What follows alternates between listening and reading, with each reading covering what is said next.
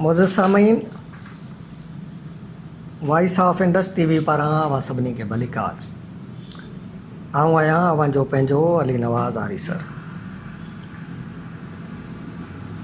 दोस्तो, अॼु असां ॻाल्हियूं किताबनि जूं सिलसिले हेठि हिकु भेरो ॿीहर अवांजे अॻियां हाज़िर थी रहिया आहियूं। असांजे अॼोके हिन प्रोग्राम जो जेको किताब आहे वो किताब आहे आलम सब आबाद करी। यकीनन तव्हां सम्झी विया हूंदव त इहो किताब कहिड़े मौज़ू जो थी सघे थो। हीअ किताब सिंधी ॿोलीअ जी नारे वारी लेखिका मौक़िक़ नक़ाद डॉक्टर परवीन मूसा मेमुणी जो लिखियलु आहे, जंहिंमें शाह साईंअ जे हवाले सां मज़मून शामिल कया विया आहिनि। शाह लतीफ़, जंहिंखे HT सोरले सरताज शाइर कोठियो आहे, यूसुफ शाहीन सिंध जी आज़ादीअ जो पहिरियों अज़ीम शाइर सॾियो आहे, जेको पूरी आलम इंसानियत जो शाइर आहे, जंहिं पंहिंजी शाइरीअ में न फ़क़्ति सिंध खे अमरता बख़्शी आहे, पर शाह साईं पूरी काइनात जो फ़िलसफ़ो पंहिंजी शाइरीअ में समाए छॾियो आहे। काइनात जो उहो कहिड़ो ॻुझ आहे जेको शाह साईं जी शाइरीअ में निर्वार थियल न हुजे। उहो कहिड़ो इसरार आहे जंहिंखे शाह साईं ॻुझो रखियो हुजे। अहिड़े आफ़ाक़ी शाइर ते लिखणु, उन ते तहक़ीक़ करणु, उन जे फ़िक्र खे फैलाइण जो कमु उहो ई करे सघे थो जंहिंजे अंदर में इश्क़ जी सिगरी दुखंदड़ हुजे। ऐं असांजी मानाइती लेखिका डॉक्टर परवीन मूसा मेमुण इल्म सां ससुई जहिड़ो इश्क़ कयो आहे। संदसि इश्क़ जो न पंध थो खुटे ऐं न हूअ वेसाई खाए वेहे थी। मुसलसिल पंध में आहे, लिखणु उन जी इबादत आहे। डॉक्टर साहिबा जेतोणीकि केतिरनि ई मौज़ूअनि ते लिखियो आहे। संदसि केतिरा किताब पिणु छपिजी मञता माणे चुका आहिनि। संदसि हीअ किताब आलिम सब आबाद करी संदसि अहिड़ो तख़लीक़ी पोरियो आहे जंहिं ते सिंध जो नओं नस्ल यकीनन फ़ख़्रु कंदो। हिन किताब में कुल 20 मज़मून ॾिना विया आहिनि, जिन में सूरह मरे सोभ खे, जे भाएं जोगी थियां, मिटीअ लधो मान, शाह जी शाइरीअ में सुजाॻीअ जो सॾु, शाह जी शाइरीअ में औरत जी अज़मत, शाह लतीफ़ जी शाइरीअ में सिंधी समाज जा मुआशी ऐं सक़ाफ़ती क़द्र, शाह लतीफ़ जी सवाना ऐं फ़न ते थियल कम जो जाइज़ो, शाह लतीफ़ जो पैगाम ऐं आलिम सब आबाद करी शाहकार मज़मून आहिनि। हिननि मज़मूननि में हिन कोशिश करे शाह साईं जी शाइरीअ मां मक़सदियत वारा नुक़्ता ॻोल्हे कढिया आहिनि, जेके सिंधी समाज जा तर्जुमान आहिनि। इन हवाले सां उहा लिखे थी त शाह लतीफ़ जो सॼो कलाम सूफ़ियाणू ऐं रूहानियत सां पुर आहे ऐं उन्हीअ में अख़लाक़ी ऐं आशिक़ाणू मौज़ू मौजूदु आहे। हिन मज़मून में शाह साईंअ जी आफ़ाक़ियत खे निर्वार कयो वियो आहे ऐं शाह साईं जी शाइरीअ में मौजूदु अख़लाक़ी क़दरनि ऐं संदसि इश्क़ खे साम्हूं आंदो वियो आहे। साॻीअ तरह वरी हिन ॿिए मज़मून में शाह साईंअ जी वतन परस्ती खे ॾेखारियो वियो आहे ऐं पंहिंजी मादिरे वतन जी आज़ादीअ लाइ शाह साईं सिंध जे जोधनि खे कीअं उत्साहे, सूर्यनि खे कीअं हिमथाए थो, इन बाबति तफ़सीली वीचारियो वियो आहे। मिसाल तौरु शाह अब्दुल लतीफ़ भिटाई हिकु बाशऊर ऐं सास शाइर हो। संदसि शाइरी जंहिं दौर में उसरी, उहो दौरु सिंध जे हवाले सां हिकु मज़लूम दौरु हो।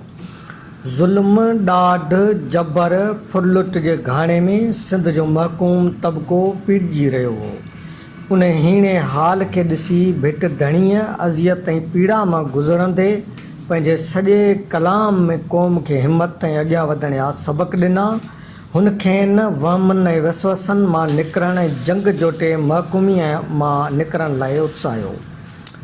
ऐं डॉक्टर साहिबा जी मथीं राय सां इतफ़ाक़ करियां थो, छाकाणि जो शाह साईंअ जो सॼो कलाम सिंधी क़ौम में शौरी बेदारीअ ते ॿधल आहे।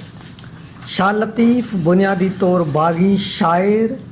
हिन जी पहिरीं बग़ावत इहा हुई जो हिन फ़ारसी जहिड़ी सरकारी ज़ुबान खे थुॾे पंहिंजी सिंधी ज़ुबान खे तरजीह ॾिनी ऐं सिंधी ज़ुबान में शाइरी करे सिंध जे घिटियुनि में रोलाकियूं कंदो वतन बचाइण जा होका ॾींदो रहियो।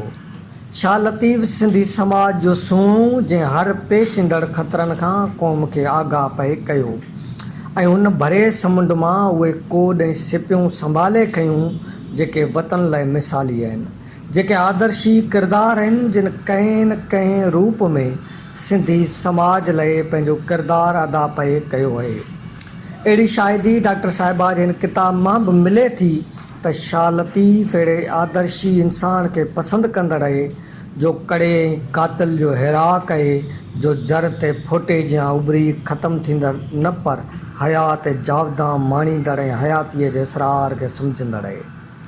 शाह साईं सिंधी समाज में उहे रवायतूं विझण खे तरजीह ॾिनी जेके सचाईअ ते ॿधल हुयूं ऐं सच जी राह ते हलंदे जे मौत खे क़बूलु करिणो पवे त कंध न कढाइजे।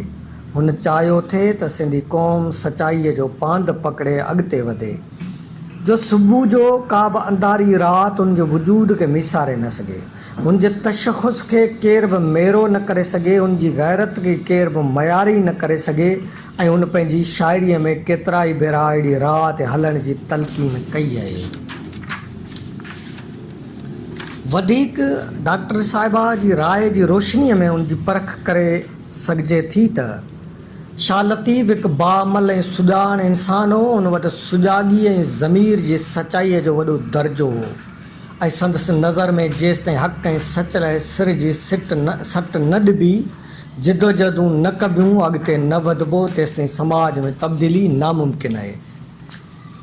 डॉक्टर परवीन मूसा हिन किताब में शाह साईंअ जे सभिनी पहलुअनि ते नंढा मज़मून लिखिया आहिनि, जिन में इख़्तिसार सां ई सही पर जामे मालूमात ॾिनी वई आहे ऐं निहायती अहम ॻाल्हियूं सम्झायूं वियूं आहिनि। मिसाल तौरु हिन शाह साईं जी लुग़त नवीसी, लोक दास्तान, सिंध जी जीवत, माण्हुनि सां मीठ, शौरी सुजाॻी, शौरी ओसर, समाजी ओसर, क़ौमी जागरता वग़ैरह जहिड़नि अहम नुक़्तनि जो ॻूढ़ो अभ्यास कयो आहे।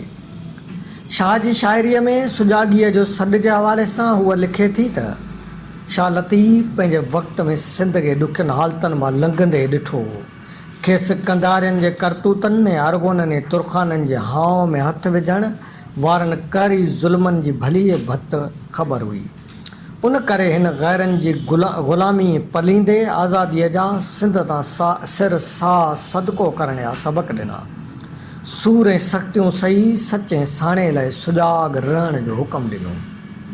ॾिठो वञे त शाह साईं पंहिंजे सूरमियनि सां वधीक मोहबत कंदड़ आहे ऐं हुन पंहिंजे सूरमियनि जी अज़मत ऐं वॾाईअ जा गुण ॻाया आहिनि। उन हवाले सां डॉक्टर साहिबा लिखियो आहे त शाह साहिबु इंसानियत जो अलमबरदार हो। हिन औरत खे बहैसियत इंसान ज़ात, इश्क ऐं विंदर जो ज़रियो न पर हिम्मत, बहादुरी, जिदोजहद, जुस्तजू, इंसानी जज़्बनि ऐं एहसासनि जो तर्जुमान ॼाणायो आहे। शाह जे रिसाले जी मक़सदियत बाबति डॉक्टर साहिबा लिखियो आहे त शाह साहिब जो पैगाम कुल काइनात जी भलाई आहे। संदसि शाइरीअ जो महवर इंसान ज़ात आहे। हिन ख़ुदशुनासीअ मारिफत ख़ुदशुनासीअ ताईं पहुचण जा दर्स ॾिना आहिनि। हिन ग़ैर मामूली ज़हीन शख़्स जो शाइराणो शऊर फ़क़्ति चंद हलंदड़ सदियुनि ते न बल्कि हिकु तमामु वॾे अरसे ते मुहित आहे। संदसि फ़न सिंध जे हर दौर जी समाजी ऐं सियासी हालतुनि जे रदोबदल ऐं मज़हबी माहौल जी अकासीअ सां गॾु अवामी जीवत जे हिकु हिकु रुख़ जो होलड़ो आहे। हिन पंहिंजे तजुर्बे, मुताले, मुशाहिदे ऐं फ़िक्री ॾात सां जेको फ़िक्र सिंधियुनि ॾांहुं मुंतक़िल कयो आहे उहो न केरु अॼु ताईं करे सघियो आहे ऐं न ई थींदो ॾिसण में अचे थो। डॉक्टर साहिबा न रुगो शाह साईं जी शाइरीअ ते बहस कयो आहे पर शाह लतीफ़ जी सवानाए ऐं फ़न ते थियल कम जो जाइज़ो वरितो आहे ऐं शाह साईंअ ते उर्दू अंग्रेज़ी ऐं ॿियनि ॿोलियुनि में थियल तहक़ीक़ जो निचोड़ पिणु ॾिनो आहे जीअं शाह साईं ते तहक़ीक़ कंदड़ स्कॉलर उन मां लाभ हासिल करे सघनि। लतीफ़ शुनासीअ जे हिन शाहकार किताब जो मुआग इमदाद हुसैनी लिखियो आहे, जॾहिं त किताब बाबति वीना शिरंगी, अल्ताफ़ शेख ऐं डॉक्टर उम्मे कुलसूम शाह जा तासुर शामिल आहिनि। किताब बाबति वीना शिरंगी लिखे थी, साइण परवीन मूसा मेमुण जो ई मज़मूननि जो मजमूओ आलम सभु आबाद करी लतीफ़ साईंअ जी शाइरीअ जी फ़िलासफ़ी फ़न ऐं फ़िक्र जे अलॻि अलॻि पहलुअनि जी छंछाण ते आधारियल आहे। हीउ शानदार तज्ज़ियो संदसि महिनत ऐं दिलि सां कयल पोरे खे अयान करे थो। शाह साईं खे रुगो हिकु शाइर करार ॾियण बि शाह लतीफ़ जे फ़िक्र सां नाइंसाफ़ी चबी, छाकाणि जो हू साइंसी अंदाज़ में सोचींदड़ साइंटिस्ट, आर्टीअ रंगीननि खे निर्वार कंदड़ फितरत शुनास, पंहिंजे फ़िक्र ऐं फ़िलसफ़े में हिकिड़ो मुकमल सूफ़ी आहे। संदसि शख़्सी ज़िंदगीअ खे ॾिठो वञे त हू हिकु सैलानी जंहिं सिंध जे वाइणनि वस्तियुनि खे पंहिंजे पेरनि हेठि लताड़ियो, सिंध खे हुन हिकु रहबर जी अख सां ॾिठो, जंहिं करे सिंध जे सरहदुनि, सिंध जे समाजी ऐं लिसानी जाग्राफ़ीअ ते हुन जी गहरी नज़र हुई। डॉक्टर परवीन पंहिंजे हिन किताब में मथियनि सभिनी ॻाल्हियुनि जो इबियास ॾिनो आहे, जंहिं करे ही किताब शाह साईंअ जे चाहींदड़नि लाइ घणी रहनुमाई कंदो।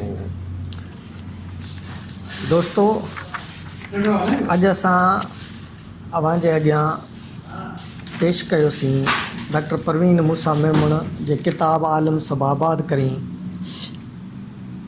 जो हिकु तफ़सीली जाइज़ो जेको यकीन अव्हांखे पसंदि ईंदो। ऐं हाणे अव्हां पंहिंजे मेज़बान अली नवाज़ आरी सर खे ॾींदा इजाज़त। सिंध सलामत, साथ सलामत।